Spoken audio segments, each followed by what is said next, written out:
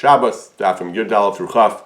On Daf Yudalad, the Gemara talks about a Gzeira Midrabanan, that someone who is Bar Rosho of Ruba Mayim Shuvim, his head and body goes into Mayim Shuvim, water that was in vessels, utensils, and therefore is not kosher for mikvah, he becomes Tameh. Gzeira Drabanan, the Gemara says they used to be tovel in the actual mikvah, they used to be tovel in dirty, smelly water, cave water, Mechunasim Yisruchin. Afterward, they would take a bath or a shower, they would go use Mayim Shuvim. People began to get confused, they began to say that was the Ikar. Rava explains, they would say Lo Elu Matar and Ela Elu Matar, and people would say it's not the mikvah water, but it's the cave water, and all we need to do, it's not the cave water, mikvah water, it's only the Mayim Shuvim. That's all we need to do, and that would be a terrible problem. So they said, no, if you bathe in normal water, you actually become Tameh. Therefore, people wouldn't do that, they would make sure to use the proper mikvah water.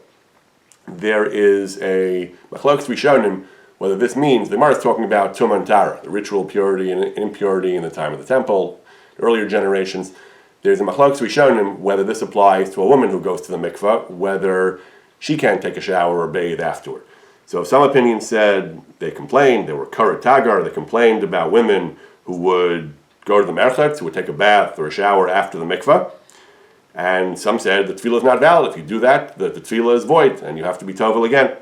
They said, you see, Chazal said there's a gzeira, that if someone goes into Mayim Shuvim, his tefillah is not valid. Others said no.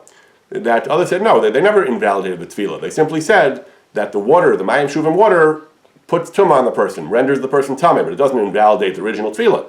Today we're all tameh anyway, it's not a problem. As long as the original tefillah is valid, we're okay. So that was Machlokes Rishonim.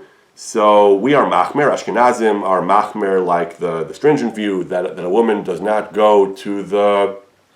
take a bath or shower after the tefillah. For how long? So at least for that night. Ramosha Feinstein says that even during the next day, but at least that night, a woman shouldn't normally bathe or shower. Some say more lenient opinion, as soon as she leaves the mikveh building, she can bathe or shower. But the mainstream opinion for Ashkenazim, at least, is that she should not bathe the night of the tefillah. That applies to washing. Rabbi Forrest explains that applies to washing most of the body. She can wash parts of her body. If she feels uncomfortable without a shower, some poskim say she can wash both body and head, but do them separately.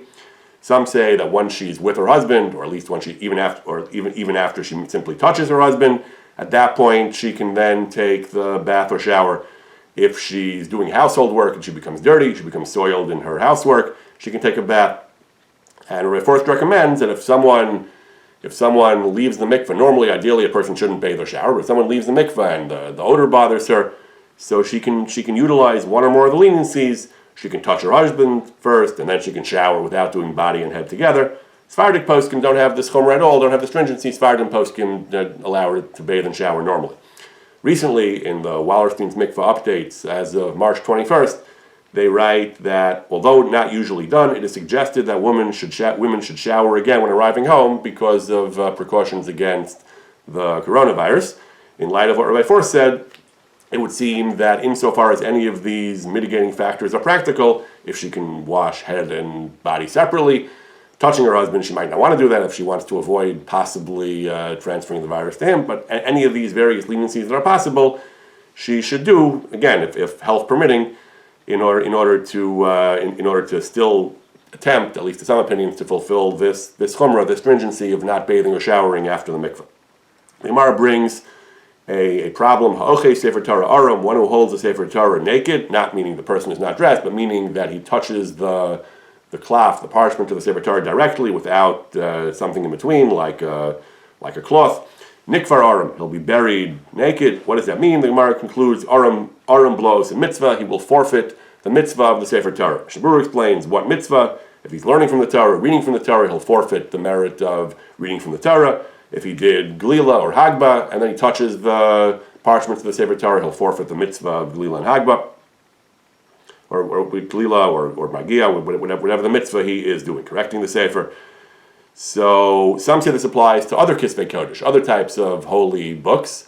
The Mishabur explains it doesn't mean a Sefer like a Shul Chumash, it means like the kind that are written on parchment, which for us would mean the Haftarah, some of them, Sefer Nevi'im written on parchment, or Megillas. Some say that even that you shouldn't touch. The minhag is not like that. We just had Purim, where we had Megillas. Most people do handle their Megillas. They touch the parchment of the Megillah directly. we are not stringent about this. However, the Mishnah Berurah does say that it's good to be machmer.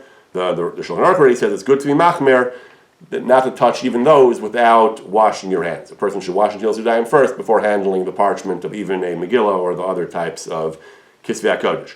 Sefer Torah, even with washing your hands, you shouldn't rely on Netilas Yadayim. You shouldn't touch the parchment of a Sefer Torah, even if you have washed your hands. You shouldn't even touch the parchment. Not just you shouldn't hold it or grab it. You shouldn't even touch it. If you need to, if you're fixing the Sefer, a sofer who's writing, correcting it, sewing it, he has to touch it, then he can do it. If there's no other way to do it, he can touch it. Even then, he should still wash Netilas Yadayim before touching the parchment directly. When there's no tzarech, when there's no need to do it, even with Netilas Yadayim, a person should be stringent and not touch the parchment of the Sefer directly. The Mishnah Berurah brings a common situation that arises. People are doing Hagban and Glila, and sometimes the Uriyas get pulled too low. They're not sitting properly on the amudim, on the rollers. People want to grab the parchment to pull it up or to adjust it. And now to do that, the Mishnah Berurah says you have to be careful not to touch the Uriyah directly. You need to use a talis or a gartel or something else, some kind of cloth to separate between your hands and the Sefer Torah. The amudim, the wooden holders, the rollers, you're allowed to touch directly. The Mishnah Berurah says that there are some who are stringent and won't even hold the handles without talis in between. But that's not the standard practice. If that's not the minhag, you shouldn't do that. He says it's yuhara. It looks like you're showing off. It looks like you're being overly frum. So that already is an excessive chumrah. There's basis for it, but it's an extreme chumrah. But touching the parchment is a serious thing. On Daf Tezvav, the Gemara talks about the share of challah, how much, when you separate challah, how much dough do you have to make in order to be obligated to have the mitzvah of Afrashas challah. So Shammai says a kav, one of the measurements in Talmudic times. Hillel says kavayim, 2 kav. The Chum say neither. Loka divrei zeh, loka divrei zeh. Kav umechza chayav b'challah. The share to be chayav challah is a kav and a half. We paskin that is 43 bayim and chomesh beya, the volume of 43 eggs and a fifth of an egg, 43.2 eggs. That was the Sirus Eifa, the mun. That's the share of challah. How much does that mean? So there are various reasons we're not sure. We're not sure why. We're not sure exactly what kind of egg, and there are those who say that the eggs today are different from the eggs in Talmudic times. So lahalacha, the standard practice is we use 2 shiurim, a lower share and an upper share. Less than the lower share is definitely not chayiv and challah, and therefore you don't take off challah at all. More than the greater share is definitely chayiv and challah. You take off challah and you make the bracha of hafrashas challah. In between the lower and upper share, we consider it a safek, a case of doubt whether there's a chiyuv to take off challah, whether there's a mitzvah of hafrashas challah. So you do it, you take off the challah, but you don't make the bracha because safek brachas lahakil, we don't make a bracha in a case of doubt. What are those 2 shiurim? So Rabbi Heber writes for the Star K, based on the shitas of Rav Chaim Noah and the Chazon Ish. Rav Chaim Noah had much smaller shiurim than the Chazon Ish by about a factor of 2. So less than 2.6 pounds of flour is almost certainly not chayav and challah. You don't take off challah. That's equivalent to about 8 2/3 cups of flour. Once you hit that amount, you take off challah without a bracha until you hit the upper share. Where for the upper share, that's what we have Rav Chaim Noah and the Chazon Ish. Some say 3.675 pounds, on average 12 1/4 cups. That's Rav Chaim Noah with the lower share. Many people follow the shita of the Chazon Ish. Until you hit 4.95 pounds of flour, people commonly say 5 pounds, the rule of thumb, a 5-pound bag of flour, which is about 16.5 cups of flour. Until then, you don't make a bracha. People should follow their family custom according to Rabbi Heber. The problem also is that the shiurim of Chazal, the measurements Chazal give us are based on volume, not weight. So the shiurim we use for challah typically are based on weight. I think the assumption is when you pack the flour in, it doesn't change. A certain objective quantity of flour, it is what it is, whether you packet it or not. So weight is the constant, so you follow weight, not volume. The Rebbe Heber says he did experiments. An 8-ounce cup of flour generally weighs between 4.2 and 5.3 ounces. There's no precise conversion, temperature, methods of storage, type of flour, how one fills the cup, whether it's sifted, can all impact. The average weight of 1 cup of flour is 4.8 ounces. But the shiurim are typically given in pounds. That, again, less than 2.6 pounds, you don't make a bracha. Once you hit more than that, you take off without a bracha. You start making a bracha at either 3.675 or close to 5, 4.95. Daf Zayin, the Gemara talks about, again, we have long sugyas here about tumah and tara, which we don't really practice in contemporary times. The Gemara says, talking about the tumah and tara status of kli zechuchis, of glassware. So the Talmud says, since glass, when it's broken, it can be melted down and refashioned into a new keli. That's a property which it shares with metal. You can do that too, as opposed to earthenware and other types of materials. Wood, you can't do that. But glass is like metal, as opposed to cheres, as opposed to earthenware. Therefore, Chazal gave it certain dinim of klimachus, of metal kalim, and the halacha is it's tameh if tumah touches the outside of the keli, like metal, as opposed to klicheres, which is only tameh if the tumah goes into the interior space of the keli. The Gemara says in certain ways they did not give glass the full din of metal because it's only drabanan. In certain cases the tumah is only drabanan, so they didn't give that din to glass, which itself is only drabanan. Certain other dinim they distinguish between glass and metal, but at least to some extent they gave glass the din of metal that has certain of the halachos of tumah of metal. Later, however, the Gemara brings Rav Ashi Shita. Rav Ashi says, no, glass is entirely like cheres. Glass does not have the din of metal at all, except for the halacha of migaban. Migaban is one exception, not because it's like metal, that is tameh if tumah touches the outside, because it's transparent. Hol v'nira tocha kabaro, you can see through it.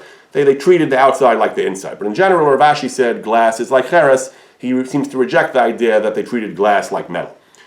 In the Gemara of Avodah Zarah, the Gemara discusses tfilas kalim, the being tovel kalim that you bought from a non-Jew. The Gemara says glass requires tefillah. Why? Even though only metal kalim require tefillah, glass also requires tefillah, because again, the same language of the beginning of the Gemara, our Gemara on Daf Shabbos and Shabbos, that since kinishtabru yeshlan takana, since if you break the glass, you can melt it down and refashion it, it's like metal, they gave it the din of metal, and it requires tefillah. So that seems to be like the beginning of the Gemara in Shabbos, not like Rav Ashi's maskana that glass is like cheres. So Rishonim and Achronim discuss this. They try to figure out whether Rav Ashi is consistent with the Gemara of Avodah Zarah. If it's machlokas, how do we paskin? Lahalacha, all the poskim accept the Gemara of Avodah Zarah. Virtually all the poskim accept the Gemara of Avodah Zarah. That glass does need tefillah. It is like metal, at least in the context of tefillah. Whether glass needs kashering is a separate discussion. There are three opinions. Some say glass is like metal. It can be kashered like metal can be kashered, just like it needs tefillah like metal. Some say glass is like cheres. It can't be kashered at all. Some say glass is neither. Glass is not balei at all, doesn't even need kashering, it doesn't absorb any blias, but for the purpose of tefillah, the virtually unanimous consensus is that glass needs tefillah just like metal. There is a debate about other types of materials that share this property of being able to be melted down and refashioned. Achronim discuss kli etzem, kli made out of bone, certain types of boneware. Bone china is not really bone china is china, but there are certain types of Chazal talked about kli etzem, kalim that were made out of bones, which normally do not need tefillah. However, if it can be melted down, if they share this property, maybe it should be like glass and metal. The poskim debate, a formal question, a technical question, do we say that Chazal simply said that anything that can be melted down is like metal, or do we say they made a specific zera in glass, nothing else? And the modern version of this question, of course, is plastic. There are different types. Some types of plastics can be melted down and refashioned. So poskim have a number of issues. The number of issues they discuss about whether plastic needs tefillah. The general practice is that we are not tovel kalim of plastic. But again, some said, based on this Gemara, since the reason glass needs tefillah is because it can be melted down and refashioned, and that's a property it shares with metal, some poskim actually propose that plastic would have the same din. The Gemara's language is, both in Shabbos and in Avodah Zarah, is that the Gemara in Shabbos says shavinu klimachos. It sounds like it's rabbinic. They gave the din of klimachos. The Gemara in Shabbos is clear; it's only midrabanan. The Gemara of Avodah Zarah is a little bit less clear. It just says klimachos damu. Put the two Gemaras together, it sounds like the tefillah of even glass is only drabanan. Most poskim say that normal tefillas kalim is deraisa. Not everyone agrees. Rambam is mashmitz drabanan, but most poskim say that most poskim say that tefillah of metal is deraisa. But tefillah of glass, according to most poskim, even if tefillah in general is deraisa, is only drabanan. Some poskim say that even glass is deraisa. Halacha doesn't really matter. You need to do the tefillah either way. You need to make the bracha either way. The nafkamina has to do with things like ne'amanos. If you want to rely on a child to say that he was tovelet, that we have higher standards with regard to deraisa. But anyway, glass does need tefillah. Most say drabanan, some say deraisa. Plastic, the custom does not need tefillah, although some say, based on this analysis of the Gemara of glass, some say that plastic is like glass. The Gemara says, on Daf Yud Zayin, it says, again, a lot of these Gemaras have to do with Tumah and Tara, other halachas that we don't practice, but the Gemara on Yud Zayin has a statement which is still highly relevant today. It says, Gozer al pitan v'shamnan mishum yenan. There were gozer on pasakum, bread produced by non-Jews, and shemen, oil of non-Jews, because of yayin, because of yayin of non-Jews, wine of non-Jews, and the gozer on wine, mishum b'nosein. The gozer, the gzera, that you can't drink non-Jewish wine because of their daughters, what the poskim call chasnus, because of concerns for intermarriage, fraternization, getting too friendly and ending up intermarrying. Al b'nosein, mishum davar acher, the gozer against intermarriage because of avodah zarah. The Rashba in the Tshuva, the Rashba was asked, somebody wanted to argue that if the whole concern about pas akum, shemen we don't follow today at all. Shemen, it says that later Talmudic authorities repealed the ban on shemen, but the pas akum is still a halacha. So the Rashba said, some said because the concern for pas akum is only because of intermarriage, so pas of the priests, the friars and the Catholic priests who didn't marry and didn't have children, at least not legitimate children. So there's no concern for intermarriage. They don't have any children. Rashba says it doesn't work like that. It's true that the priests have no children, but Chazal didn't make distinctions. Chazal said all bread of non-Jews is usher because of intermarriage. It doesn't matter if in one particular case there's a concern for intermarriage or not. Actually, this svara though comes up in other contexts. Some poskim had certain leniencies with regard to pas akum or bishul akum in the context of factories. They argued that since factory-produced stuff doesn't lead to fraternization, it's not just this particular person doesn't have children, but the factory is an entirely different situation where there's no fraternization. Maybe these gzeras wouldn't apply. Pas akum is a gzera that still applies. Most people are generally lenient. We have different leniencies about pas of a palter, commercially baked bread. There are other leniencies, particularly among the Ashkenazim, that we generally don't follow this halacha very much. The one exception is a seres tshuva. Many people are stringent, to have a higher degree of stringency and to avoid bread produced by non-Jews. The Shabbos poskim recommend that one try to be strict and avoid eating pas akum. But pas akum is still a halach in the Shulchan Aruch, even though most of us are not stringent about it. In most cases, that's what you see on the wrappers of some products. You see they're marked as pas Yisrael. Regarding wine, the Gemara here says that wine is also mishum b'nosein. Wine is also a gzera because of intermarriage. Elsewhere, the Gemara of Avodah Zarah says a different reason why wine is prohibited.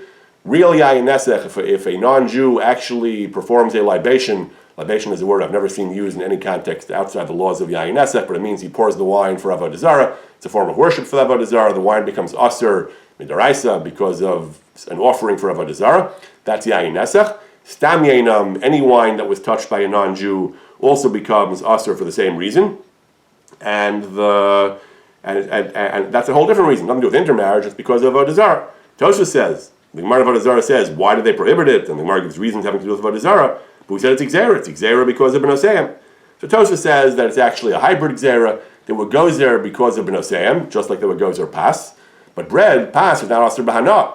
Bread is not Asr to have benefit from. It's only Asr to eat it. Yayin Nesech, or even Stam Yainam, Meikra Din, you're not allowed to have any Hana. You're not allowed to have benefit. That Gzera was based on the fact that Yayin Nesech is Asr B'hana. The Tosha says both gzeras apply and they both have ramifications. Both reasons apply. They both have ramifications in the gzera. Today, Ashkenazim don't prohibit stam yainam b'hana because we say today they don't really do avodah zarah today. Or they're not menasech. They don't pour libations for their idols. But according to Tosfos, the general assumption is the general sheet of Tosfos is that both reasons apply. The gzera is based on a dual gzera. The ikar gzera is b'noseim because of intermarriage. It's an additional element of isser hana, which has to do with avodah zarah. Rambam seems to learn differently. When the Rambam explains the isser of yayin nesech and stam yainam, he only brings the reason of avodah zarah. Elsewhere, he brings the reason of intermarriage, but not in the context of wine. He says even wine which is mavushal, which is pasteurized or classic mavushal, where there's no issue of yayin nesech or stam yainam, there's a new isser of b'noseim against drinking together with Gentiles. That's a whole different discussion of when and how that gzera applies, going out to bars, social gatherings, drinking wine at restaurants, or having a social drink at a friend's house.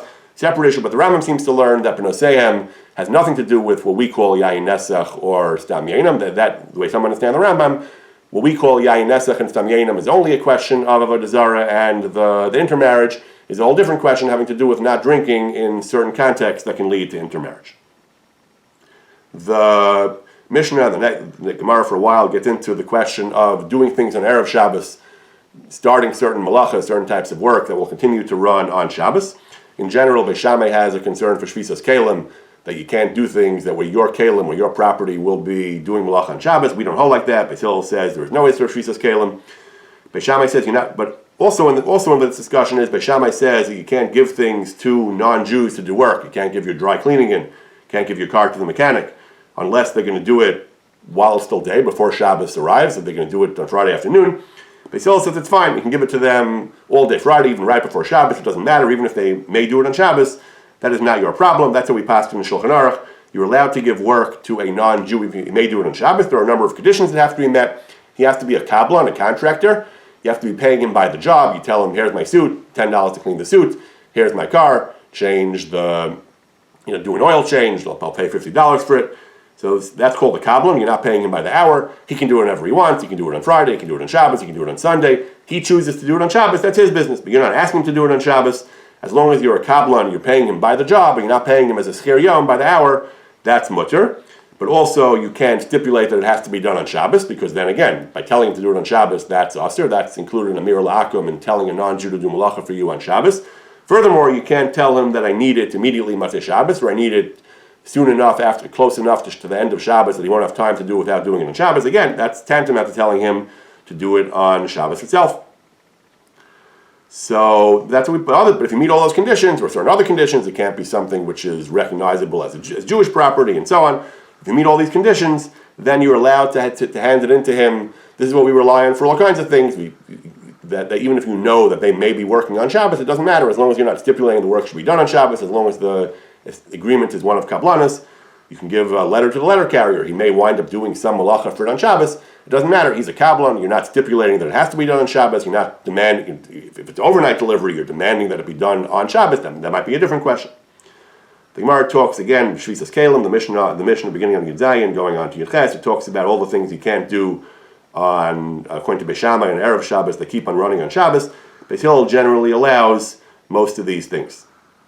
The Gemara does say that one thing you cannot do is you cannot put chitim, you cannot put wheat into a mill unless there's enough time for them to be ground before Shabbos, but you cannot put chitim into a mill because if they'll be ground on Shabbos. Why not? The Gemara brings Machlokas, Rabbah and Rav Yosef. Rabbah says, Mashmas kol, because the mill is very noisy and the grinding on Shabbos produces noise. Rav Yosef says that no, Rav Yosef says that it is an issue of Shvisas Kalim. And we certainly don't paskin the Isser of Shvisas Kalim. So the question is, halacha l'maisa, are you allowed to put things in a mill before Shabbos? Putting it on Shabbos is a whole different story. Are you allowed to put stuff in a mill Erev Shabbos if it'll be ground on Shabbos? That depends. If we paskin like Rabbah, we paskin that there's an Isser called Hashmas Kol. You're not allowed to operate noisy machinery on Shabbos, even if it's hands off, even if you activated the machinery Erev Shabbos, it runs by itself on Shabbos. If it's noisy and involves malacha, you can't do it. If the whole Isser was because of Shvisas Kalim, we don't paskin Shvisas Kalim. We don't paskin like Beis Shammai. The Tzedukim famously, the Karaim actually, the Karaites in the 10th century or so, famously would not allow any fire burning in their house on Shabbos. We don't pass like that. We pass, and you're allowed to light fires Erev Shabbos and keep burning on Shabbos. The Gemara discusses, according to Beis Shammai, who holds the Shvisas Kalim, how do you allowed to have a fire lit in your house on Shabbos, even if you light it before Shabbos? You mafkir the ner, make it hefker. We don't pass like that. We pass in Shvisas Kalim. It's fine. So if the whole problem of the Rechaim is because of Shvisas Kalim, it's not la'alacha. So it's Machlokes Rishonim, whether we paskin Rabbah Svara that Hashmas Kol, Avsha Milsa, noisy things that involve malacha or Asr and Shabbos or not. So the two sheetas are brought in Shulchan Aruch. The Shulchan Aruch says mutter to put stuff in the Rechaim, and we don't worry about Hashmas Kol, but Yesh Osrim. Some say it's Asr. And that's the Chatchila wa Machmer, not to run noisy things on Shabbos. The Ramah says, Makom Seidef, it's a question of loss. You're going to lose money if you don't do this, then there's basis for leniency. You can rely on the first sheet to that there's no Isser of Hashmas Kol. Practically speaking, this involves doing things like appliances. You want to start running your washer or dryer on Erev Shabbos. You want to put it in 10 minutes before candle lighting. It'll run for a half hour on Shabbos. So Rabbi Yat says in his 39 malachas, you're not allowed to leave a clothes washer or dryer operating. He brings tshuvas that say this because they're noisy. And there are things that involve malacha. Washing, drying involve malacha. You're not allowed to do that. Certainly you can't do heavy machinery, cement mixers, you can't start them running Erev Shabbos. Moreover, he says, you're not even allowed to leave a radio, a television, tape recorder, what they used to have before iPads and iPods and phones and stuff, stereo. Same reason, it's Avsha Milsa. Poskim actually give two different rationales for Avsha Milsa. Some say the issue is, sometimes we find the expression of it's a zilzal of Shabbos. Mishabur says zilusa of Shabbos. Other poskim say that people will think that you turned it on Shabbos. The Ramah, for example, brings that you're allowed to wind up a clock, a zeger. You're allowed to wind up a clock even though it's going to ring to call the hours on Shabbos. That's mutter. Why? Hakol Yodim. Everyone knows that was set up on Erev Shabbos. Nobody thinks that you just fired it up on Shabbos. So if that's the whole issue, that something which people know is not turned on immediately prior to use, people know that it's long running, one could have argued that a washing machine or dryer, people will understand that it was turned on an hour before Shabbos, because but apparently the poskim do aser washers and dryers. Again, you have the other issues, elusive Shabbos, a hopefully melodious clock maybe is less elusive to Shabbos. So in practice, there are poskim who are lenient in cases where people will understand that it was done before Shabbos. Poskim discuss things like alarm clocks and so on. But washers and dryers, appliances, some poskim at least are strict about. The Gemara, then we have a halacha of Chiras Chametz of Pesach, which is in Yana Diyoma. The Gemara says, Beis Shammai says, you're not allowed to sell chametz to a non-Jew unless you know that he'll consume it before Pesach. That would be a great stringency. We typically sell chametz all the time. We have absolutely no, there's no possibility he's going to eat it before Pesach. We don't want him to sometimes. We want our chametz back after Pesach. We pass like Beis Hillel, that no, as long as you're allowed to eat the chametz, meaning you're not allowed to eat chametz after a certain time in Erev Pesach, but as long as you're allowed to eat the chametz, you're allowed to sell it. The halacha in Shulchan Aruch is from 6 hours into the day on Erev Pesach, from chatzos, in other words, midday, you're not allowed to have hanah from chametz. You're not allowed to eat chametz for 2 hours before that. That's what they always announce, sof zman achila, the time you're not allowed to eat chametz after that time, from the beginning of the 5th hour, after 4 hours of the day have passed, 2 hours before chatzos. However, you're still allowed to have hanah from chametz, and you're actually still allowed to sell during that time, even though Beis Hillel's language is kol zman shemuter la'achla muter l'machar, that you're allowed to sell it only while you eat it. Lahalacha, the way we understand this halacha is, you're allowed to sell it as long as you're allowed to have hanah, which is through the 5th hour until the end of 5 hours, just not at the end, not after 5 hours have passed, and at that point it's asur b'hanah, at least midrabanan. The halacha is you're allowed to sell even large quantities of chametz, even though he certainly won't finish it before Pesach. Even something Mishnah Berurah adds, most poskim say, he says, even something which is clearly recognizable as the Jewish chametz, a warehouse that says shalom's on it, or whatever it says, even if everyone knows that's the Jewish chametz, you're selling a whole warehouse full of your alcohol, everyone knows it's yours, there's no gzera. Even though on Shabbos we sometimes find gzeras in certain contexts that we don't want the non-Jew to be doing work that's recognizable as Jewish work, because they'll say you told him on Shabbos. When it comes to chametz, there's no such gzera. Even if this is recognizably Jewish chametz, as long as you've sold it to him before Pesach, it's okay, and we don't worry about any kind of gzera. Daf Yutes, the Gemara brings a brisa. It says we don't embark on sea voyages in mafligin b'sfina within 3 days of Shabbos, but that only applies with Dvar Harishus. That only applies for discretionary, for non-mitzvah trips, but with Dvar Mitzvah it is okay. You should ask him to stop, but if he doesn't stop, then you're on the ship. It's okay. Mishnah Berurah brings poskim, Rishonim give many different reasons for this halacha. He brings 3 or 4 of them. Some say because in those days you often had to do chilul Shabbos. You often had to violate Shabbos on the ship. It was a question of pikuach nefesh. Some say the Jew himself would have to do pikuach nefesh. Others, I think, say that it would be questions of amir la'akim. You'd have to have non-Jews doing malacha for you. The ship required human operation and human violations of Shabbos, or questions of tchum, and that there was no alternative. So that's why you shouldn't embark on the sea voyage.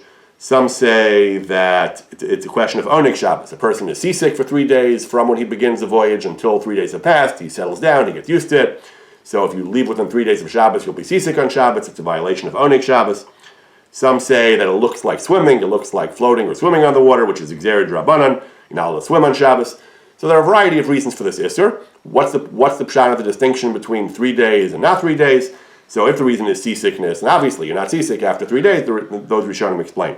According to the other pshat that involves Chol Shabbos, they give a more formal, more legal explanation. They say that if a person leaves on a trip which he anticipates will involve Chol Shabbos, even though it's technically mutter, but if he embarks on that trip within 3 days of Shabbos, that looks more, since it's already close to Shabbos, it's a 3-day run up to Shabbos, it looks like the person is deliberately setting out to Machal Shabbos. If he leaves before 3 days, the responsibility to be concerned about Chol Shabbos, eventual Chol Shabbos, is not incumbent on him, and that's okay. The Gemara says for a mitzvah, it is permitted. The Ramah brings a very interesting opinion of Rabbeinu Tam, I think it is, that he says that even traveling on business is considered a mitzvah, Everything is mitzvah. Almost any valuable, productive endeavor is a mitzvah. Traveling on business is a mitzvah. Even if you have enough food. We're not talking about someone who can't make ends meet. He has enough food. He wants to make more money. Or he wants to visit his friend. That's also a kind of mitzvah. Being sociable is a mitzvah. We're all suffering now from a lack of sociability. So most of us are suffering, at least. So some say, this Shita says, it's only considered a rishus if it's pure recreation. Halach in many areas says that recreation is considered less of a mitzvah than even things like doing business. Therefore, some of the Bali Tosfos held, the Rama brings his opinion, people used to take sea voyages even close to Shabbos, and they didn't worry about this halacha because they held as long as it's business travel, it's considered a mitzvah. The Rama says, Ein limchas biyadin. You don't have to object to someone who relies on this argument, because there is an opinion they can rely on. Mishnah Berurah says that the Rama is not exactly endorsing this. He's telling you that if there's a minhag, you don't have to object to it. However, a place that does not have the minhag, you shouldn't rely on this, because many poskim disagree. Many poskim say we need a real mitzvah. There's a tshuva of Rav David Tzvi Hoffman, the Melamed Lahoel. He talks about enlisting in the German army in the early 20th century. Now, the person who enlists knows he's going to have to be Mechal Shabbos when Shabbos comes, and they're not going to let him not be Mechal Shabbos. But Pikuach Nefesh left to be Mechal Shabbos. He says it's okay. He says because evading the draft, certainly if it became Jewish practice in general to evade the draft, that would be a Chil Hashem. That would be a tremendous avera. So avoiding Chil Hashem is certainly a mitzvah. For mitzvah purposes, a person is allowed to begin a sea voyage, even if he knows it will entail Chil Shabbos because of Pikuach Nefesh. So here too, you can enlist in the draft, even Erev Shabbos, because it's a mitzvah. Other mitzvahs might be involved. He couldn't get married before he did his army service. But the idea of mitzvah, the poskim say, a person is allowed to begin doing something which will result in the need to Mechal Shabbos. You can always begin 3 days before Shabbos, and even within the 3 days, it's mutter if it's a mitzvah. Now, again, you can only do the Chil Shabbos if there's a heter, if it's actually Pikuach Nefesh. Just because you want to, because you're on the boat and you want to be Mechal Shabbos, that's not a heter. It has to actually be Pikuach Nefesh. The army also, there has to actually be a situation of Pikuach Nefesh. But once you're committed to only doing that which will be mutter because of Pikuach Nefesh, then you don't have to refrain from embarking even within 3 days of Shabbos if there's a mitzvah involved. The Gemara talks about muktzah. The Gemara talks about how the Gemara brings machlokas again about this is amoraim, goats and eggs and tamri deiska, dates that were commercial dates that were being used for sale and they weren't your personal stock. Rav says muktzah, Shmuel it's aser muktzah. Shmuel says mutter. This is a major machlokas throughout Shabbos. Rabbi Yehuda and Rabbi Shimon. Rabbi Yehuda has a more stringent attitude toward muktzah. Rabbi Shimon is less like muktzah. He doesn't hold of muktzah. It doesn't mean he doesn't hold of any muktzah. It means he doesn't hold of certain types of muktzah. We pass on like Rabbi Shimon and Shmuel that all these things, including commercial stocks of food, are not muktzah. Shulchan Aruch says no food that's tolish, food that's connected to the ground might be muktzah if it was mechuber when Shabbos began, but no ordinary food sitting on your shelf is muktzah, even if it's commercial food, even if it's sitting there and it's meant to be sold, it's not meant for eating. The poskim explain, the Mishnah Berurah brings, even though it's meant for selling and not for eating, but a person knows if he's hungry he can always take some food, so he's not really makzadah, so it's not muktzah. Similar halachas apply to non-food items too. The halacha is that kalim, utensils, vessels, you're allowed to use them on Shabbos unless they are set aside because chesed and kis, because they're valuable and fragile, and you don't just use them for ordinary purposes. And one of the examples is kalim hamiyuchadim l'schara, merchandise, kalim, vessels which are designated for merchandise and are not meant to be your personal household housewares. And you don't use them for anything else because these are commercial goods that you don't want to get used and ruined. Also, it can be muktzah on Shabbos because of chesed and kis. Mishnah Berurah explains only makbid aleim. This is only if a person is makbid not to use them because he's afraid of them getting ruined. If you're not makbid, even though they're designated for merchandise, you have stuff that's not so fragile, not so valuable, not so delicate. So even though they're earmarked for sale, for commercial sale, but if you might use them, then they're like paris. The paris are mutter, even though if they're designated for merchandise, because you might eat them. So to the merchandise, unless you're makbid not to use them, even though they've been designated for sale, they're still not muktzah. Gemara in Daf Chaf, the Gemara brings a machlokes. The Gemara gets into in Daf Chaf and earlier various of the complicated and technical halachos of shehiyah, of leaving things on fire, cooking on Erev Shabbos. So on Daf Chaf, the Gemara brings a machlokes, Chananya and other opinions. Chananya says if a food is already been cooked, kamachal ben drusai, a partial stage of cooking, which is either a third of the total cooking or half the total cooking, then you're allowed to leave it on the fire cooking, even if there's no blech, even if it's not gruf of a ketuma, which today we say means there's no blech. So Hanania is a lenient opinion. He says that as long as it's already been reached that threshold of cooking, you're allowed to leave it on the fire without a blech. The Chachamim, other opinions say that no, even if it's fully cooked, even if it's just mitztamek v'yafalo, even if cooking will improve it, you're not allowed to leave it on the fire without a blech. This is a major machlokas in the Gemara. Perakira and Daf Lamed Vav, the Gemara is going to discuss it more. This is a major machlokas in the Gemara, major machlokas Rishonim and Achronim. Shulchan Aruch, there are two opinions, and there's no absolutely clear resolution. Rabbi Ribiat, when he talks about these halachas, he says most foods are probably at least mitztamek v'yafalo, that they get better as they cook, with certain exceptions. Foods that additional cooking will just burn it, but most foods that are going to be on the fire of Shabbos are still going to be mitztamek v'yafalo. The average cholent, he says, in mitztamek v'yafalo, cooking will make it better. So according to the Chachamim, even a fully cooked cholent, you couldn't put on the fire without a blech. On the other hand, if you follow the opinion of Hanania, as long as it reached the stage of machal ben drusai, a third of the way, half the way, that's fine, you don't need a blech. The custom, he says, the general custom is that we do use a blech for all cases, even if the food is fully cooked, in order to satisfy the shita of the Chachamim, at least l'chatchila, in general, unless you have other solutions or other mitigating factors. In general, we try to be stringent and follow the rule of the Chachamim, that even if it has been cooked machal ben drusai, and even fully cooked, even if it's just mitztamek v'yafalo, you should not leave it on an open fire, which is not gruf m'ktuma, where there's no blech. You should be makbid to either use a blech or find one of the other solutions discussed in the sugya of shehiyah.